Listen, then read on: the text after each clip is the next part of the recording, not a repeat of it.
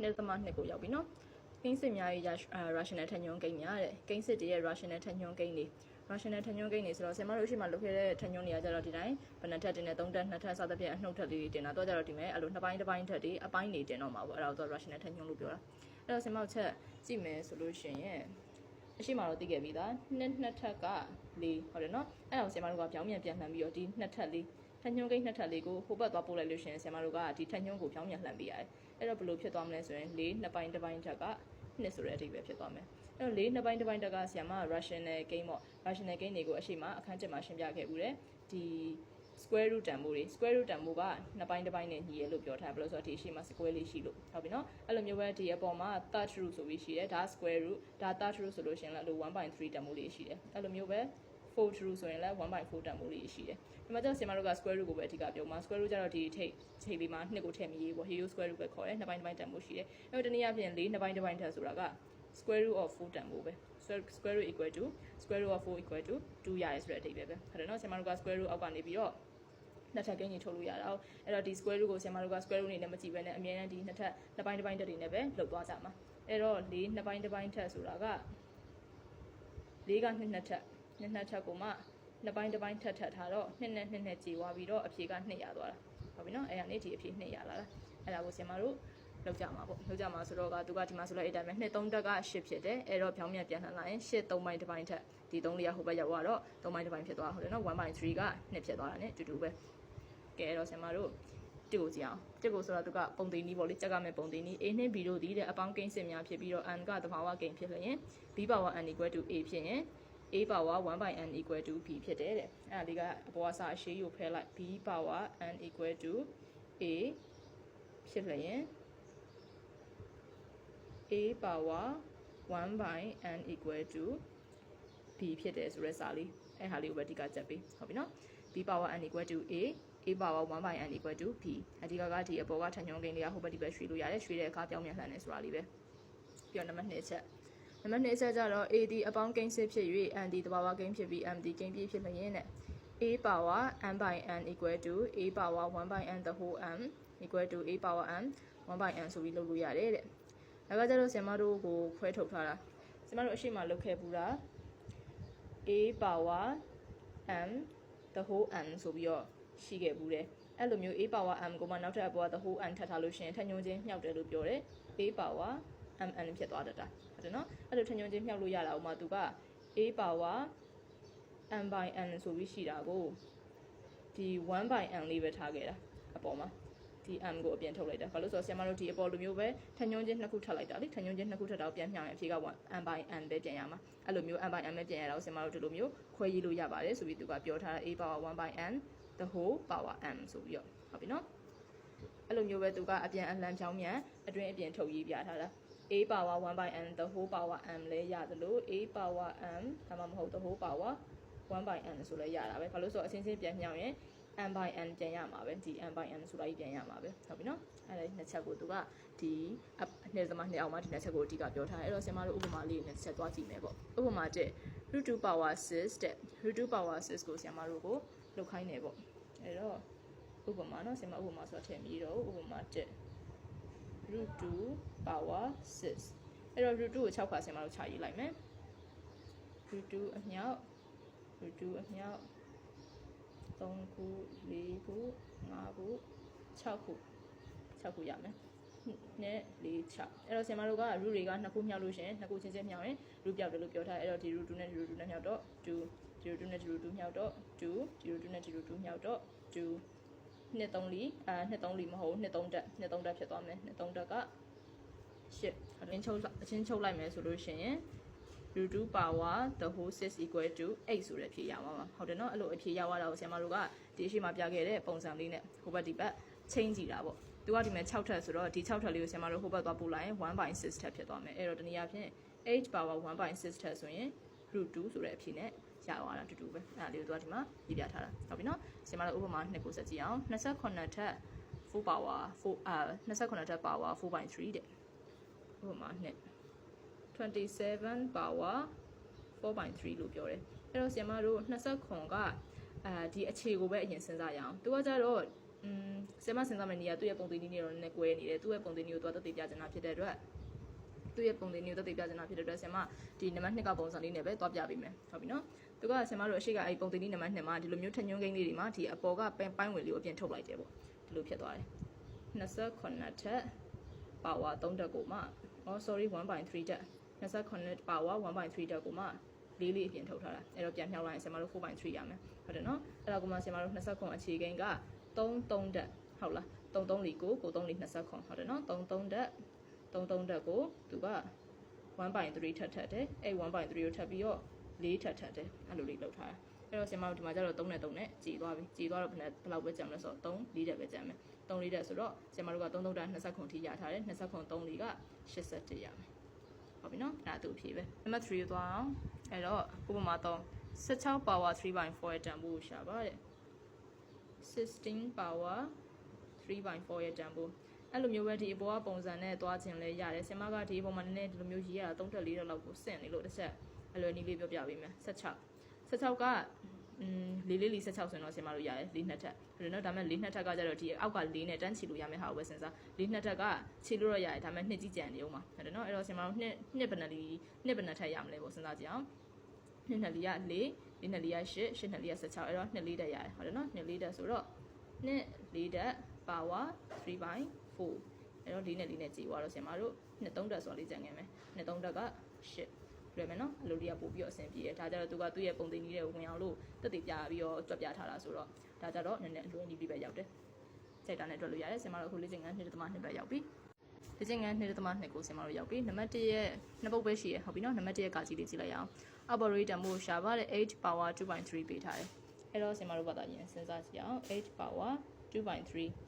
သူကတော့ဒီပုံသင်နည်းနဲ့တွက်စီခြင်းမှာပုံသင်နည်းနဲ့တွက်စီခြင်းမှာဆိုတော့ဆင်မအရင်ဆုံးထုတ်ပြပေးမယ်8 power 2/3ကိုဒီအပေါ်ကပိုင်းဝေထုတ်မှာဆိုတော့ဆင်မတို့ 1/3 လေးကျန်ခဲ့မယ်ပေါ့ 1/3 ကိုအပေါ်က2ကတက်ထွက်သွားမယ်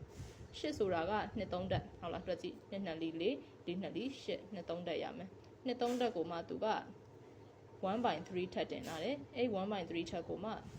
2ထပ်တင်လာတယ်အဲ့တော့ဆင်မတို့ဒီက3နှစ်ခုကကြည်သွားပြီကျန်မှာက2ထပ်ညညာချင်း4အဲ့တော့ဒါသမကကြီးရဲ့အဖြစ်ပဲဟုတ်ပြီနော်ခါခွေးစကြည့်မယ်ခါခွေးကသူက64 power 5/6တဲ့64 power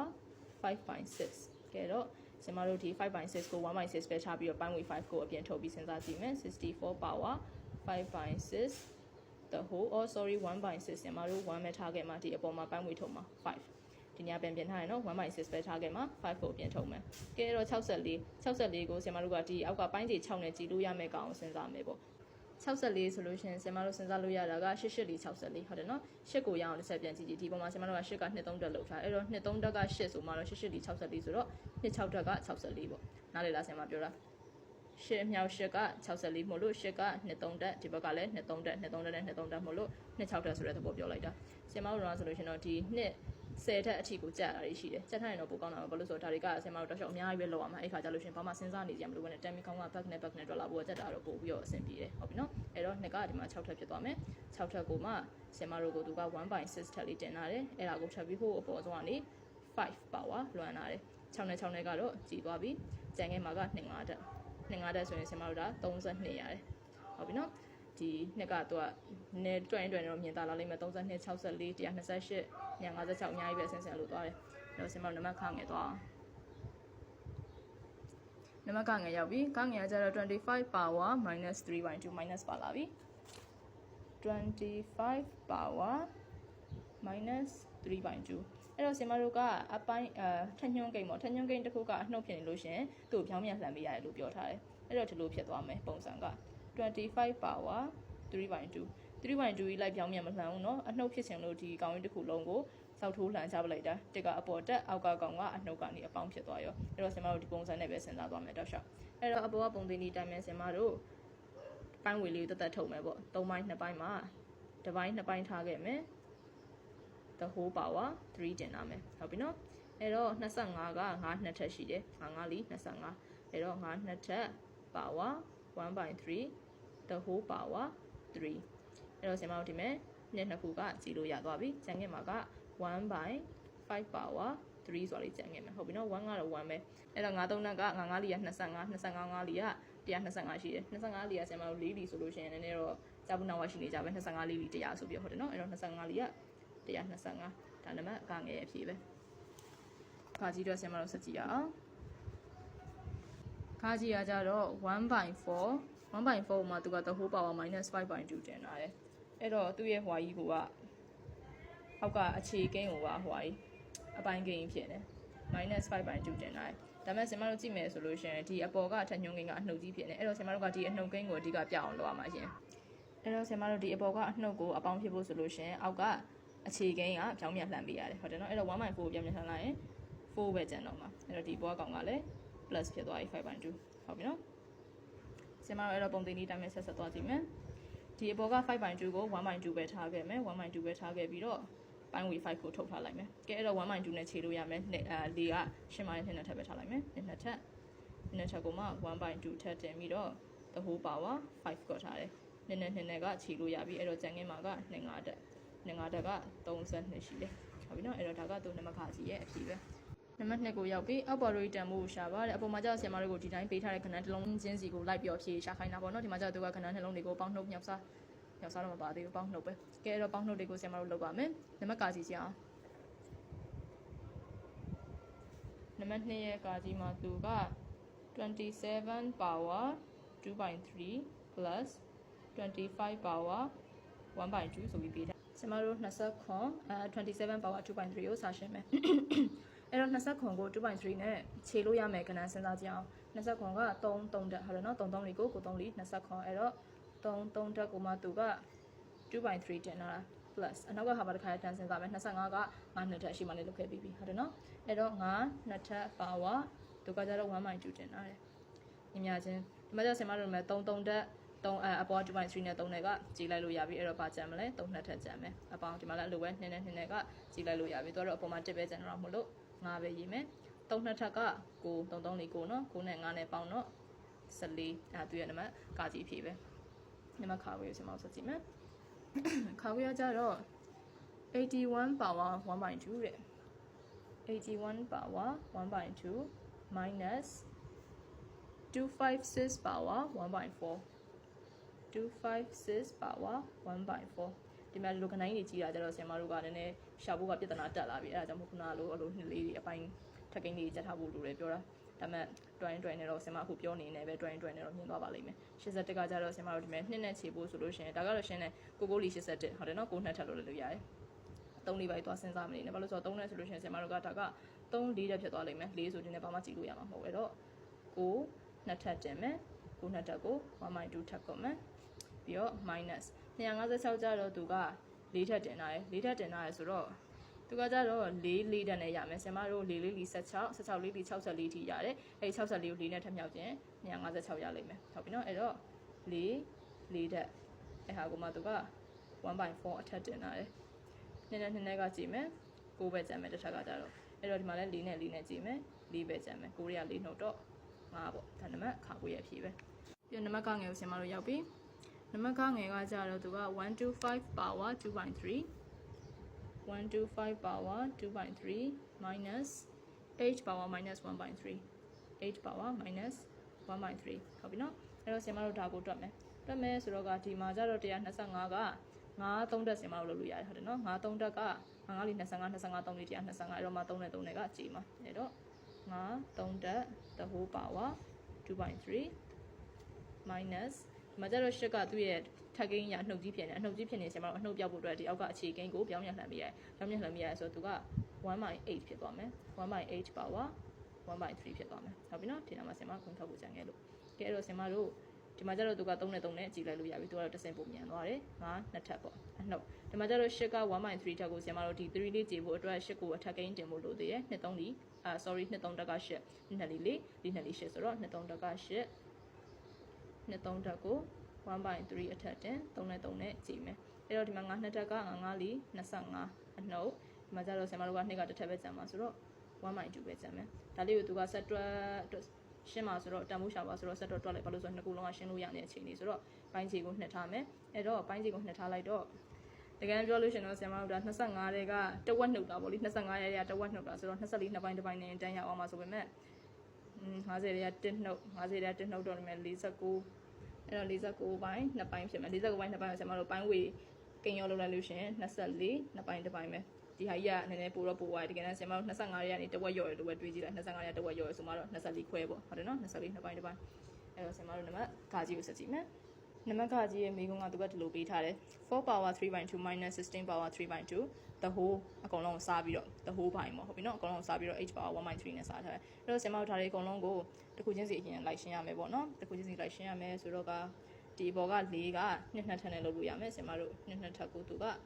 3/2ထပ်တင်တယ်အနှုတ်ဒီမှာကျတော့16ကဆင်မတို့ဘလောက်2ထပ်ကို4ထပ်ပေါ့4 16ဆိုတော့4ထပ်ကို3ပိုင်း2ပိုင်းတင်တယ်ပြီးလို့ရှင်အောက်ကကျတော့သူက8ဆိုတော့8ကို3နဲ့ကြည့်အောင်လို့2 3တက်က8ဟုတ်ပြီနော်2 3တက်ကို the whole power 1/3ကျင်တယ်အဲ့တော့ဆရာမတို့2ထပ်ဒီမှာကျတော့2နဲ့ကကြေသွားပြီ2 3တက်ကျန်မယ်အနှုတ်ဒီမှာလည်း2နဲ့ကကြေသွားပြီ4 3တက်ကျန်မယ်ဘိုင်ဒီမှာလည်း3နဲ့3နဲ့ကကြေသွားပြီ2ပဲကျန်တော့မယ်အဲ့တော့ဆရာမတို့ဒီအပေါ်ဟာလေးရင်ရှင်းအောင်2 3တက်က8အနှုတ်လေးလေးက16 6လေးတွေက64အဲ့တော့ဒီ3တက်က64ဘိုင်နဲ့ဒီနှစ်ကြီးကိုလိုက်မချီနဲ့ဦးနော်အလယ်မှာအနှုတ်လက္ခဏာရှိနေတယ်ဒီအပေါ်ဟာတွေရှင်းပြီးတော့မှချီမယ်64တွေက8နှုတ်တော့ဆရာမတို့အနှုတ်လက္ခဏာကြီးနေရောအနှုတ်နဲ့ထွက်မယ်64တွေက8နှုတ်56ရမယ်56ကို2နဲ့စား2တက်လေး2နဲ့လေး4 2 8လေးက16အဲ့တော့အဖြေကအနှုတ်28ရမယ်ဟုတ်ပြီနော်အနှုတ်လက္ခဏာမမေ့ခဲ့နဲ့အဲ့ဒါကအခါကြီးရဲ့အဖြေပဲဆရာမတို့အဲ့တော့လေ့ကျင့်ခန်း2.2ပြီးပါပြီ